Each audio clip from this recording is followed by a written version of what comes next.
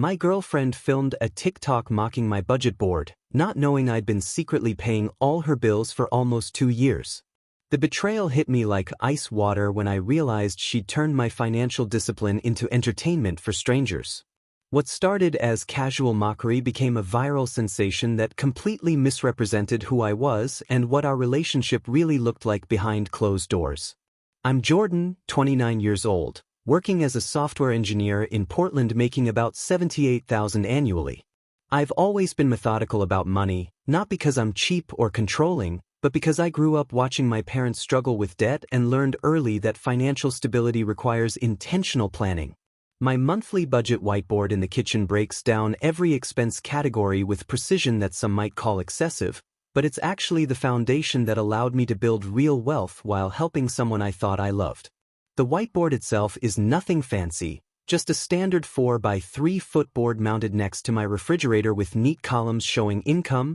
fixed expenses, variable costs, and savings goals written in blue dry erase marker. Each category gets updated on the first of every month after I review my bank statements and adjust for any changes in my financial situation. It's become such a routine that I actually look forward to that monthly reset, seeing my emergency fund grow and my investment contributions increase steadily over time. Cassie had been my girlfriend for 8 months, and I genuinely believed we were building something meaningful together despite some early warning signs I chose to ignore.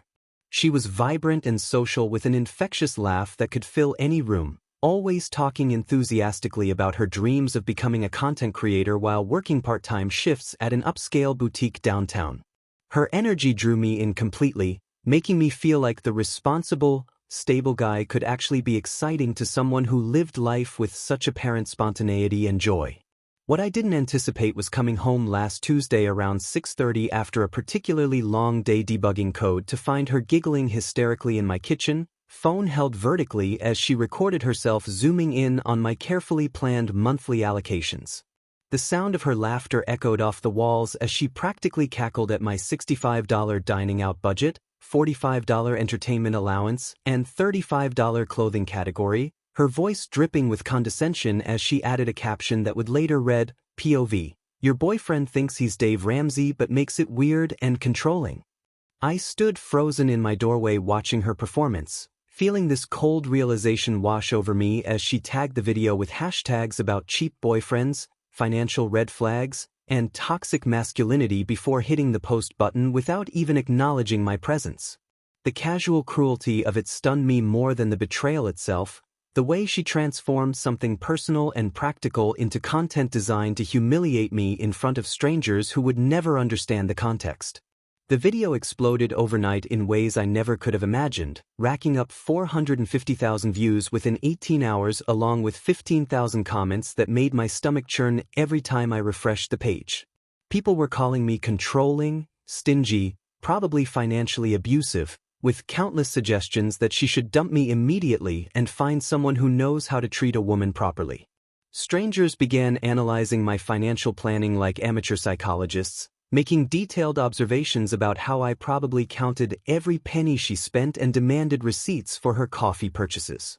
The comments section became a breeding ground for assumptions about my character, with people sharing their own horror stories about cheap ex-boyfriends and warning Cassie about the red flags they claimed to see in my budget categories. Some users even started making reaction videos to her original post, turning my personal financial planning into a broader discussion about financial compatibility and modern relationships. What made the entire situation infinitely worse was knowing that none of these hundreds of thousands of viewers had any idea what was actually happening behind the scenes in our relationship.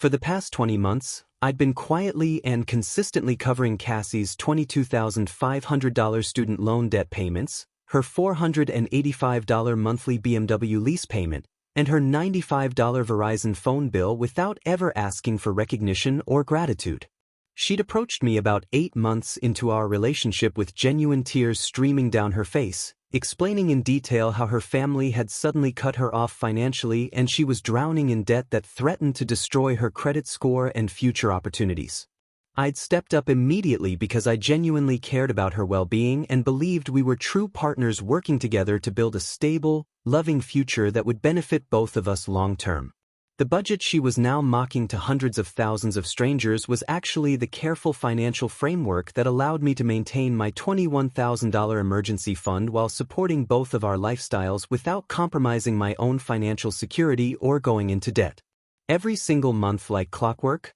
I transferred exactly $860 directly into her various accounts, money that came from the precise planning and disciplined spending she was now ridiculing as entertainment for social media followers. Those modest allocations she found so hilarious were actually what enabled me to keep both of us financially stable and secure without destroying my own carefully built wealth foundation. I'd been consistently eating packed lunches instead of buying food at work, skipping expensive weekend activities, and avoiding unnecessary purchases so she could continue driving her luxury vehicle and maintaining her lifestyle without the stress of financial uncertainty. Watching thousands of strangers laugh at my financial responsibility while having absolutely no clue that I was actively supporting someone who clearly had zero respect for my sacrifice felt like getting repeatedly punched in the gut by people who would never understand the full story. I decided to fire back with a comment that would reveal the truth about our financial situation, which immediately went viral and completely flipped the narrative in ways I never anticipated. After stewing over the humiliation for about 6 hours and watching the comment count climb past 12,000, I finally opened the TikTok app and typed out a response that laid bare the reality of our relationship dynamic. My comment was straightforward and factual, explaining that the budget she was mocking was how I maintained financial stability while covering her $22,500 student loan debt, her monthly BMW lease payment, her phone bill, and various other expenses totaling over $800 monthly for nearly 2 years.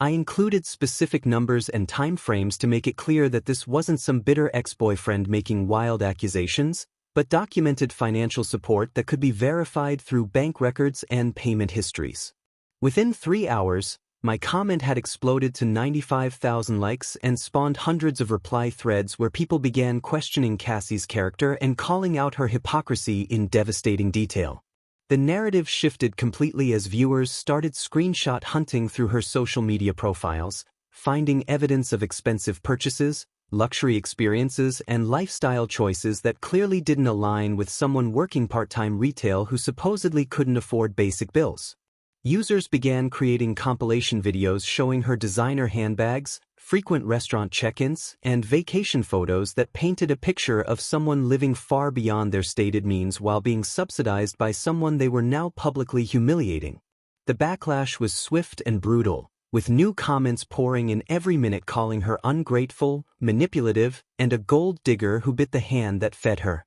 Wednesday morning around 10:30, Cassie stormed into my tech company's downtown office lobby in complete hysterics, tears streaming down her face as she demanded that security help her find me immediately. The receptionist called my extension while Cassie paced frantically in the waiting area, gesticulating wildly and loudly accusing me of weaponizing our private finances to humiliate her online in front of hundreds of thousands of people. My coworkers gathered near the elevator bank, watching through the glass partition as she continued her emotional breakdown, alternating between sobbing and shouting about how I'd violated her trust and destroyed her reputation for revenge. When I finally came downstairs, she immediately launched into accusations about how I'd deliberately sabotaged her content creation dreams and turned her followers against her by sharing private information that was supposed to remain confidential between partners. I listened calmly to her rant about privacy violations and emotional abuse before calmly explaining that she'd made our financial situation public first by mocking my budgeting habits to nearly 500,000 strangers, so any expectation of privacy had already been destroyed by her own actions. The conversation lasted maybe 5 minutes before I told her clearly and directly that our relationship was over, effective immediately, and that I would be canceling all financial support starting that afternoon. Her face went through a series of expressions ranging from shock to panic to fury as the reality of losing her financial safety net hit her in real time. I spent my lunch break making the necessary calls to cut off her support system, starting with her student loan servicer to remove my bank account from the autopay system that had been handling her monthly payments automatically. The representative required verbal confirmation and my social security number to verify my identity before canceling the payment authorization that had been in place for 20 months. Next, I called BMW Financial Services to inform them that I would no longer be making lease payments on Cassie's vehicle, providing them with the account number and explaining that the primary lessee needed to arrange alternative payment methods immediately. The customer service representative warned me that missed payments would affect the primary lessee's credit score and could result in vehicle repossession if alternative arrangements weren't made within 15 days of the next due date. Finally, I contacted Verizon to remove her line from my family plan, which would result in her phone service being suspended unless she established her own account and payment method before the next billing cycle. My coworkers who had witnessed the lobby drama were initially shocked by the entire situation, but became increasingly supportive once they understood the full context of what had been happening behind the scenes. Several of them admitted they'd seen Cassie's original video and had felt bad for her, thinking she was dating someone financially controlling, but now realized the situation was completely different than what she'd presented to the public. That evening, while reviewing my bank statements to calculate exactly how much money I'd been spending on Cassie's expenses, I decided to investigate her Amazon account activity since she'd been using my Prime membership for deliveries to her apartment. What I discovered made my blood boil in ways that surprised me with their intensity and scope of deception. Over the past 6 months, she'd been systematically ordering expensive skincare products, designer accessories, and luxury items through my account, carefully spacing out the orders to avoid raising suspicion while racking up an additional $3,400 in unauthorized charges. The purchase history showed everything from $200 face serums to designer phone cases, luxury bedding sets, and even expensive workout equipment that she'd apparently been buying and having delivered to her place without ever mentioning it to me. Each order was strategically placed during times when I was busy with work projects or traveling for business, designed to fly under my radar until the monthly credit card statement arrived. The betrayal felt even deeper than the TikTok humiliation because it represented months of calculated deception and theft disguised as casual use of a shared benefit. Over the next 5 days, Cassie's world completely crumbled as the reality of supporting herself financially hit her like a freight train she never saw coming. Her student loan servicer wasted no time sending automated emails and text messages demanding immediate payment of $380 monthly, with warnings that missed payments would result in late fees, credit score damage, and potential default status that could affect her ability to secure future loans or rental agreements. BMW Financial proved even more aggressive, sending her certified letters within 48 hours explaining that her lease payment was now 15 days overdue and that vehicle repossession would be scheduled automatically if payment wasn't received within the specified timeframe. Her phone service got cut off exactly when Verizon said it would, leaving her scrambling to establish new service while dealing with activation fees and security deposits she'd never had to consider when riding on my family plan. The panic in her voice was evident when she started calling me from her work phone, leaving increasingly desperate voicemails begging me to reconsider and explaining that she never intended for things to escalate this far. By Friday afternoon, she'd enlisted her best friend Madison and her helicopter mother Linda to stage what could only be described as an intervention at my apartment complex, where they positioned themselves in the parking lot to publicly shame me in front of neighbors and anyone else who happened to be passing by. Madison brought a small Bluetooth speaker and started playing music while they took turns loudly discussing my supposed abandonment of a struggling woman who had nowhere else to turn for help. Linda proved especially dramatic, pacing around the courtyard while gesticulating wildly and announcing to anyone within earshot that her daughter was being financially abused by a man who pretended to care about her but was actually controlling and manipulative. They positioned themselves directly beneath my second-floor balcony, clearly hoping to force me into a public confrontation that would make me look like the villain in whatever narrative they were trying to construct. I calmly pulled out my phone and started recording the entire spectacle from my balcony, capturing their manipulation tactics and public disturbance in high-definition detail while they performed their dramatic scene below.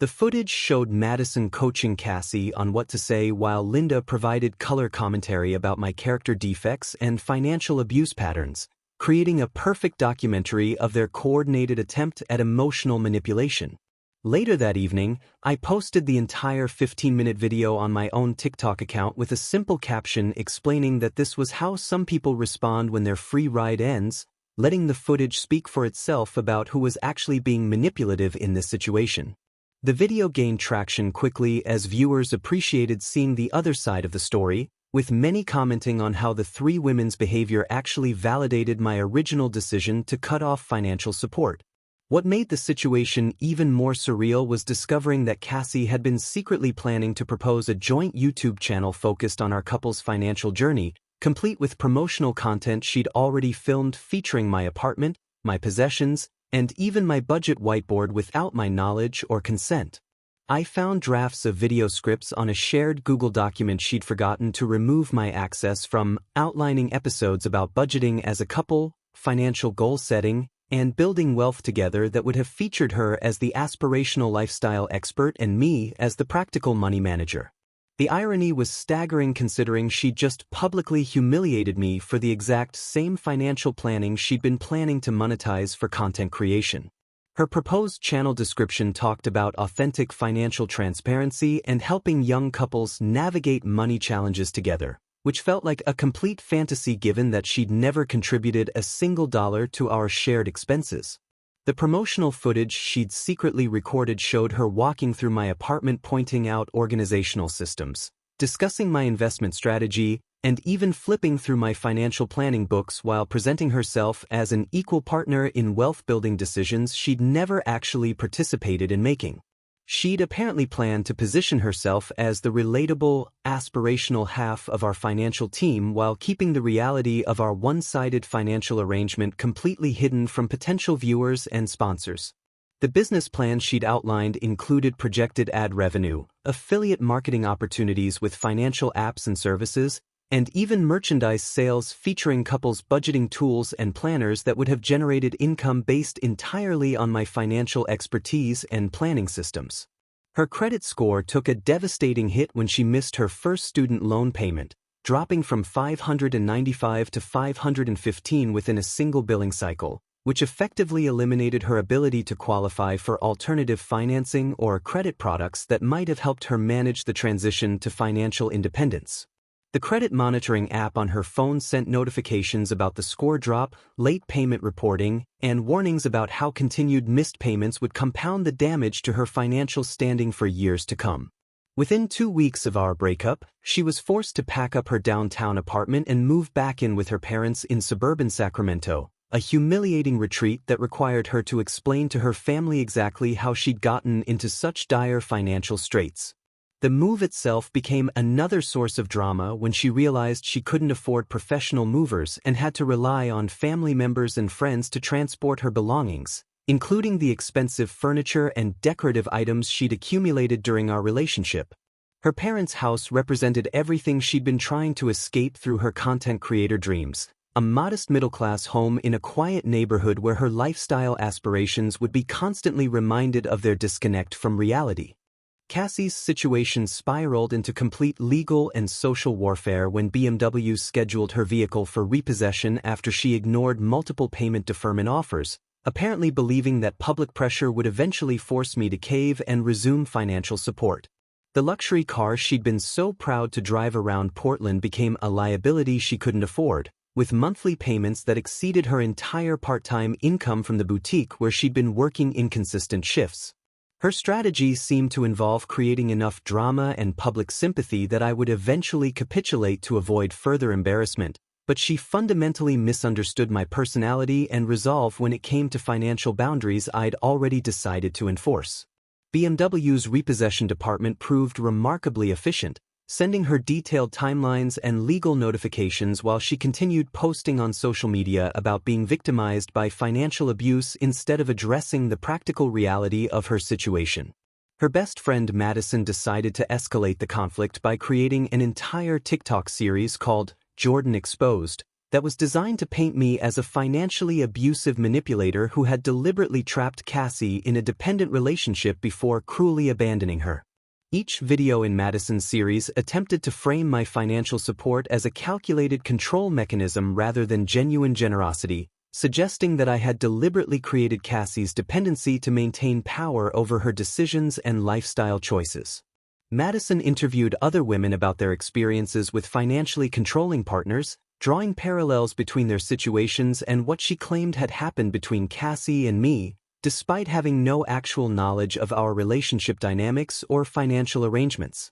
The series backfired spectacularly as viewers began screenshot hunting through both Cassie's and Madison's social media histories, finding abundant evidence of expensive purchases, luxury experiences, and lifestyle choices that completely contradicted their narrative about financial abuse and victimization.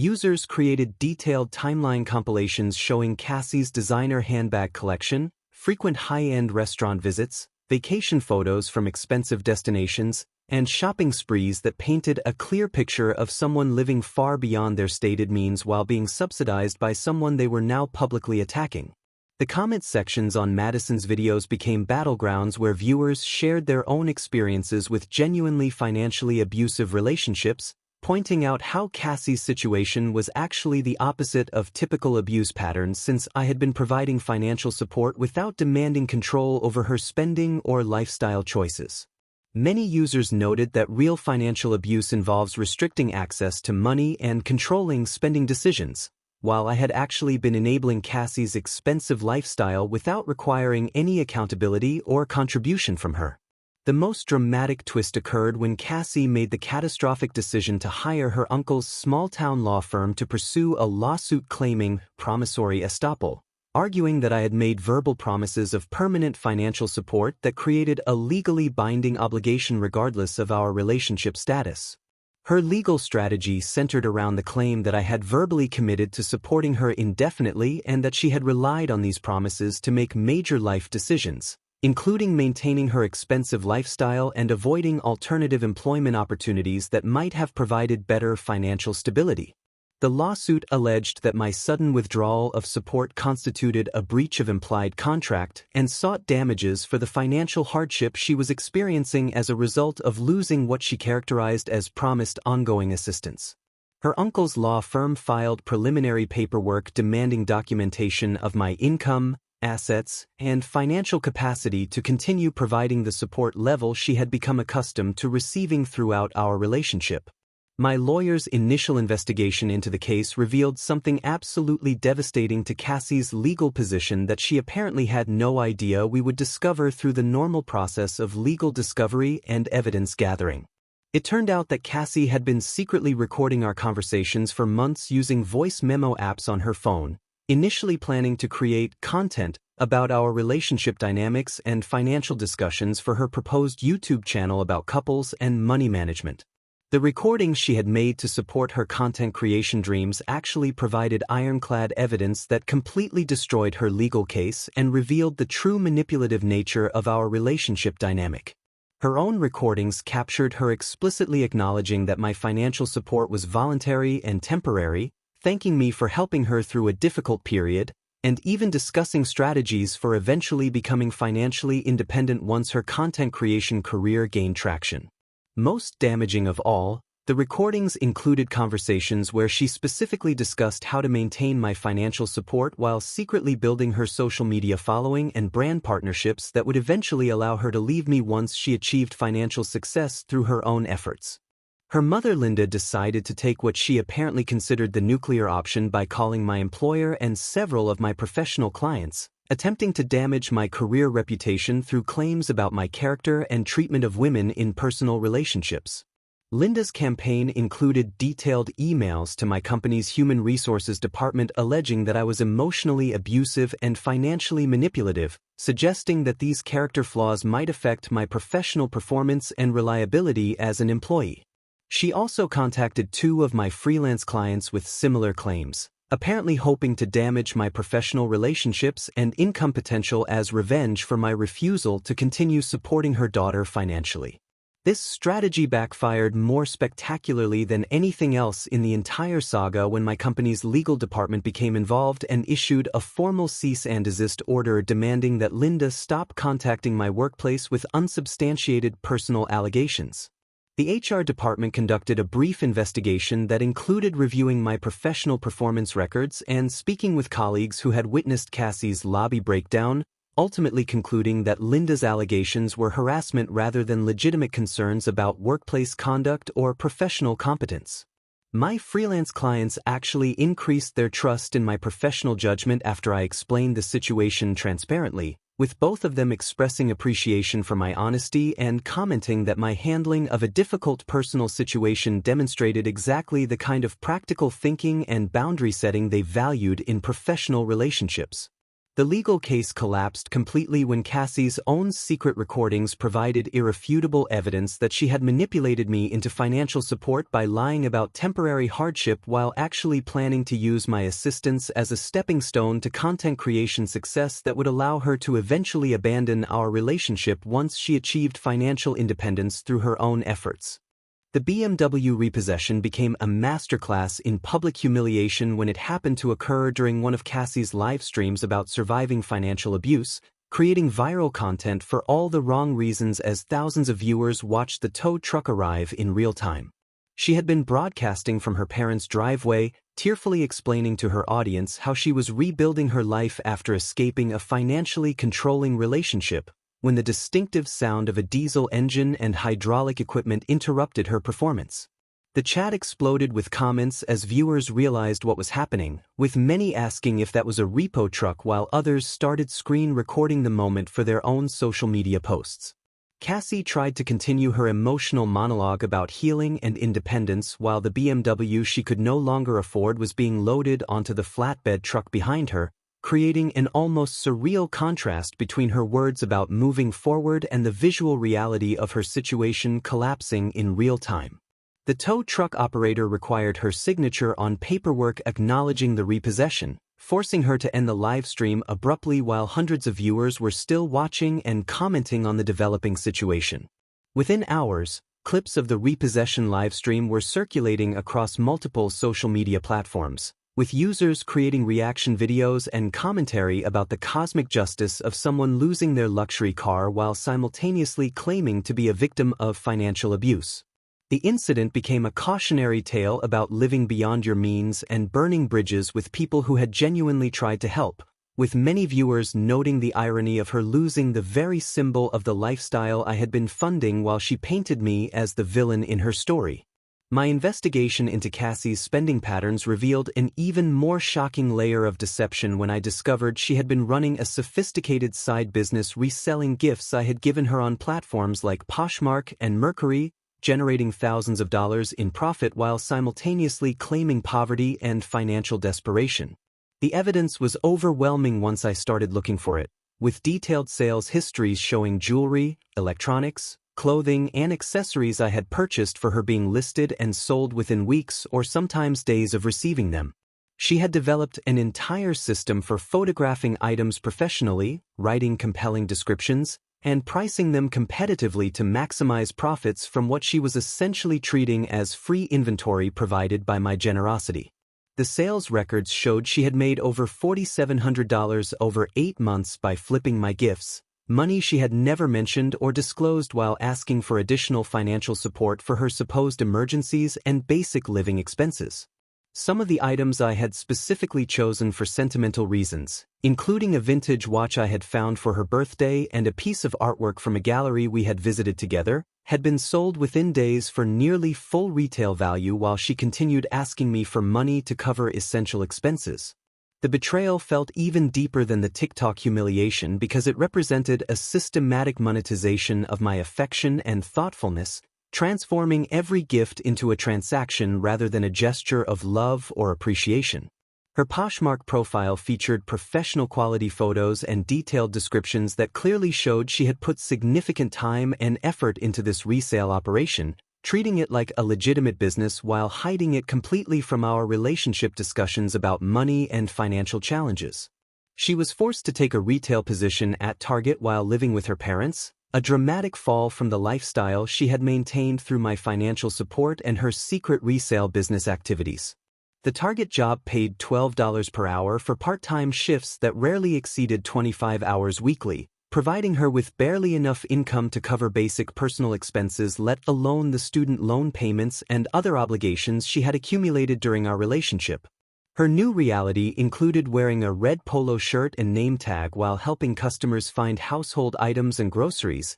a stark contrast to the influencer lifestyle she had been building through my financial backing and her undisclosed side business ventures. The work schedule was unpredictable and often included evening and weekend shifts that made it difficult to maintain the content creation activities she had been pursuing, effectively ending her aspirations to build a social media career while she focused on basic financial survival.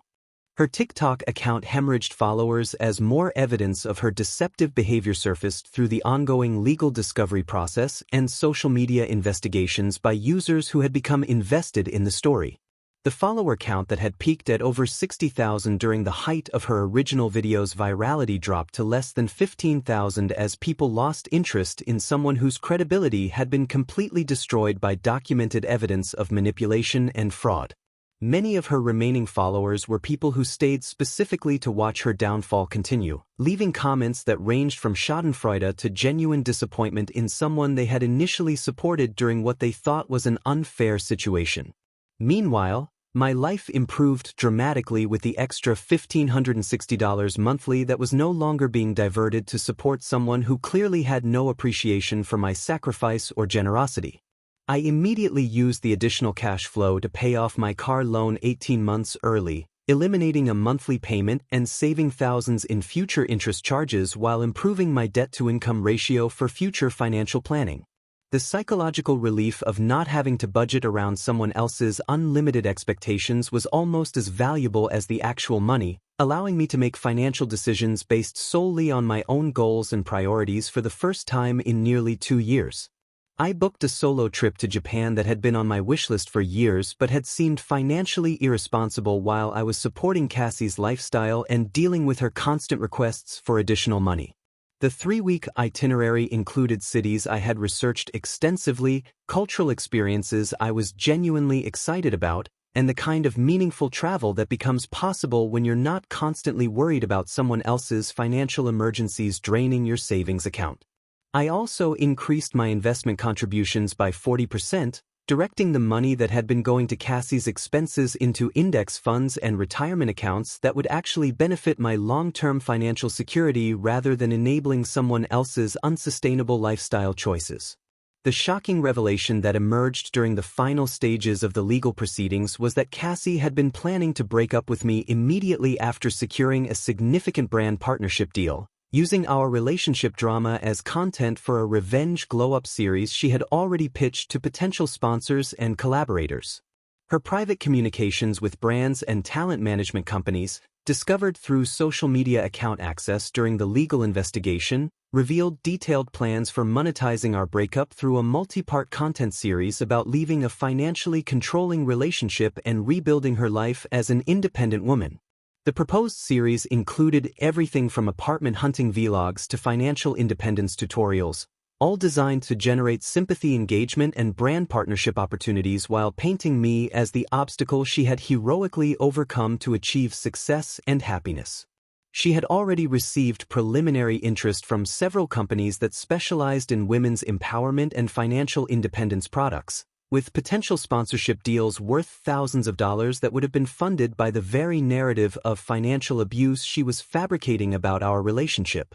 6 weeks after the legal case collapsed and her BMW disappeared, Cassie attempted what could only be described as a desperate redemption arc by pivoting to authentic financial recovery content that documented her daily life working retail and paying down debt, but viewers remained deeply skeptical due to her documented history of deception and manipulation. Her new content strategy focused on showing the reality of minimum wage work, living with parents, and slowly rebuilding credit after making terrible financial decisions, which represented a complete departure from the luxury lifestyle content she had been posting during our relationship. The transformation was jarring for anyone who had followed her previous content. Watching someone who had regularly posted about designer purchases and expensive restaurants now documenting her lunch breaks at Target and carefully budgeting $20 for weekly groceries. She started each video with acknowledgments about past mistakes and promises to be completely transparent about her financial recovery journey,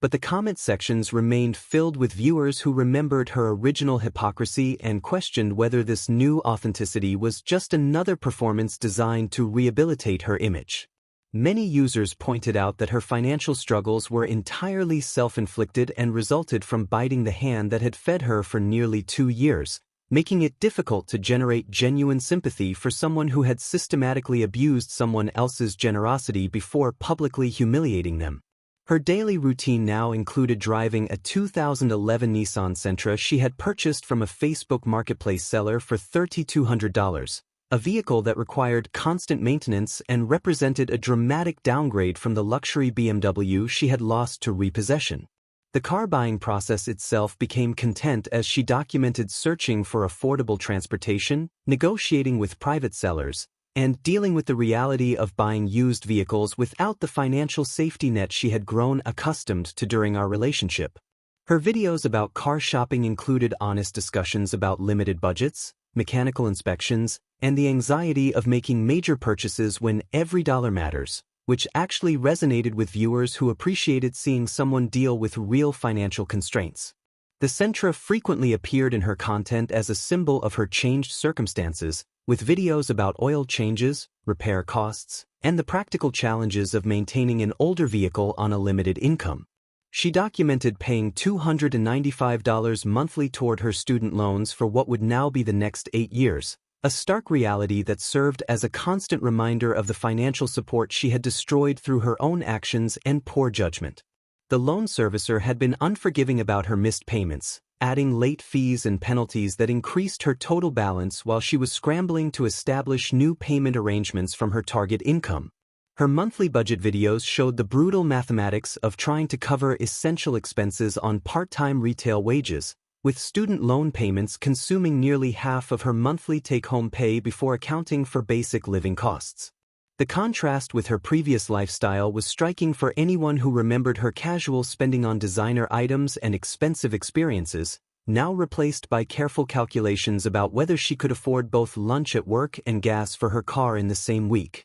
Meanwhile, my life had transformed in ways that exceeded my most optimistic expectations when I had first decided to end the financial support and focus on my own goals and career development. I received an unexpected job offer from an innovative fintech startup that had been following my social media presence and professional reputation, offering a senior developer position with a salary increase of 30% along with equity options that could prove valuable if the company achieved its growth projections. The opportunity had emerged partly because of my transparent handling of the situation with Cassie, with the hiring manager specifically mentioning that my professional response to personal drama demonstrated exactly the kind of practical thinking and boundary setting they valued in their team members. The new position allowed me to work on cutting-edge financial technology projects that aligned perfectly with my personal interests in investing and wealth building, making my daily work feel more meaningful than it ever had at my previous company.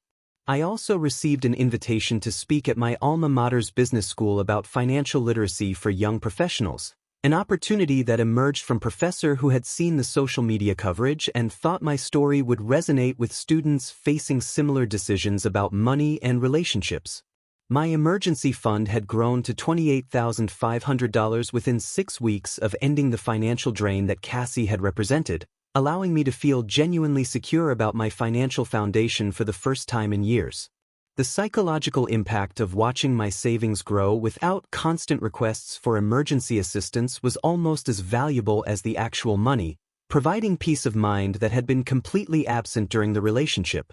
I was pre-approved for a $420,000 mortgage with favorable terms that reflected my improved debt-to-income ratio and strong credit history, opening possibilities for homeownership that had seemed impossible while supporting someone else's unsustainable lifestyle. The downtown condo I had started researching represented everything I wanted in a living situation, with modern amenities, walkable access to work and entertainment, and the kind of space that would allow me to host friends and family without feeling cramped or apologetic about my living situation. The irony of Cassie's attempted recovery journey was that her authentic financial struggle content actually began gaining traction with viewers who appreciated seeing someone face real consequences for poor decisions, earning her first legitimate sponsorship deal with a budgeting app that specialized in helping people recover from financial mistakes. The app partnership was worth $1,200 over 6 months, requiring her to create monthly videos about her budgeting process and debt repayment progress while using their platform to track her expenses and financial goals. Her promotional videos for the budgeting app were surprisingly effective because they featured genuine struggle and realistic financial constraints rather than the performative lifestyle content that had characterized her previous efforts. The comments sections on her sponsored content remained divided between viewers who appreciated her apparent authenticity and those who couldn't forget her documented history of manipulation and deception. Many users noted the irony that she was now being paid to teach financial responsibility after having systematically abused someone else's financial generosity, while others argued that people deserved opportunities to learn from their mistakes and rebuild their credibility through consistent actions over time. The sponsorship represented her first legitimate income source beyond her target wages, providing a small financial boost that allowed her to consider moving out of her parents' house and establishing some independence, though still at a level far below the lifestyle she had maintained through my support.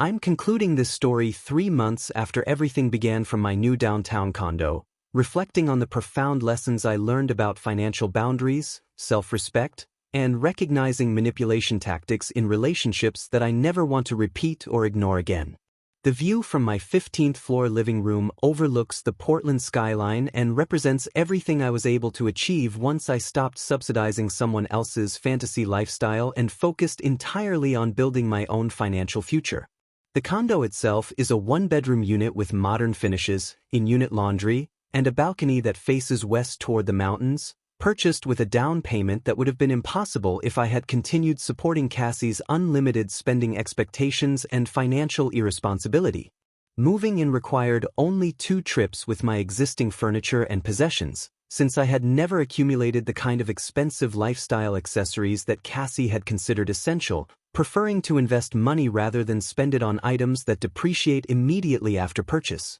The monthly mortgage payment is actually lower than what I had been paying in rent plus Cassie's various expenses, creating a situation where homeownership provides both financial benefits and the psychological satisfaction of building equity rather than funding someone else's unsustainable lifestyle choices. An unexpected development came when Cassie's younger brother Tyler reached out to me privately through LinkedIn to apologize for his sister's behavior and express genuine gratitude for the financial generosity I had shown during our relationship, revealing that their family had been trying unsuccessfully to intervene in her spending habits and manipulation tactics for years. Tyler's message was thoughtful and detailed, explaining that he had witnessed Cassie's patterns of financial manipulation with previous boyfriends and family members, but had felt powerless to warn me without creating family drama or betraying his sister's confidence. He shared stories about how Cassie had borrowed money from their parents, grandparents, and other relatives using similar tactics of manufactured emergencies and temporary hardship claims,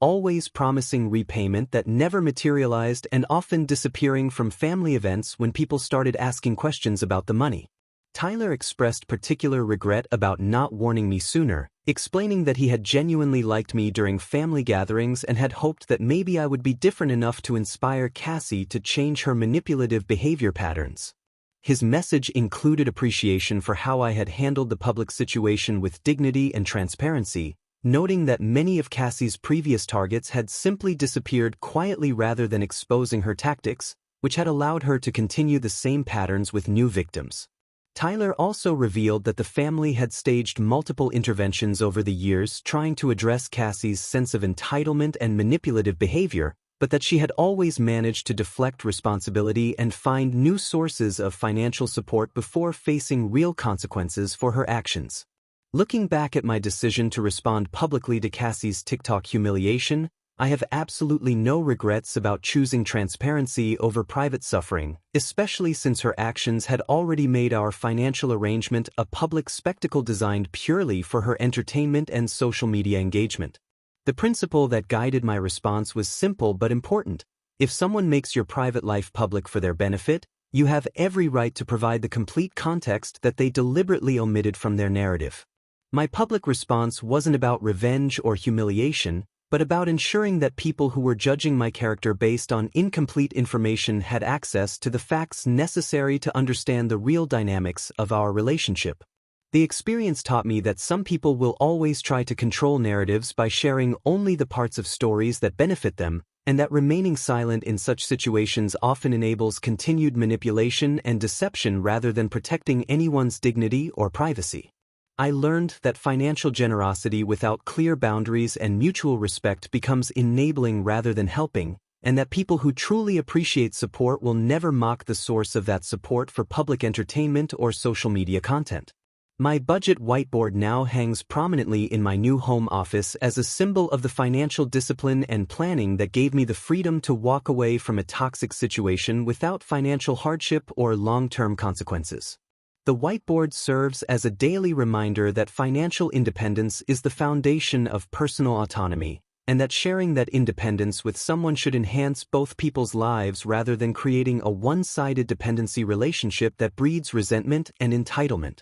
Each month when I update the categories and numbers, I'm reminded of how much my financial life has improved since eliminating the constant drain of supporting someone who viewed my generosity as an entitlement rather than a gift that required appreciation and reciprocal respect. The emergency fund section of the whiteboard now shows over $32,000, a number that would have been impossible to achieve while covering Cassie's expenses and dealing with her unlimited financial expectations and manufactured emergencies. The final and most shocking revelation came through mutual friends who remained in contact with both of us, informing me that Cassie had been simultaneously dating and financially manipulating two other men during our entire relationship, using identical tactics of fake vulnerability and manufactured financial crises to extract money and support from multiple sources. The discovery explained several inconsistencies in her stories and schedule that I had noticed but dismissed as minor relationship hiccups, when they were actually evidence of a coordinated deception campaign involving multiple victims who were all unaware of each other's existence. One of the other men was a graduate student she had met through social media who had been covering her gym membership and various subscription services, while the other was a coworker from her boutique job who had been providing grocery money and helping with her car insurance payments. Both men had believed they were in exclusive relationships with someone who was temporarily struggling financially, never realizing that they were part of an elaborate scheme designed to fund a lifestyle that none of them could have supported individually. The revelation recontextualized everything about our relationship, making me realize that her emotional manipulation and financial exploitation had been far more calculated and extensive than I had ever imagined during the months when I thought I was helping someone I genuinely cared about through a difficult period. Learning about the other victims actually provided closure rather than additional anger, since it confirmed that her behavior toward me was part of a systematic pattern rather than a personal failing or relationship dynamic that I had somehow created or enabled through my own actions.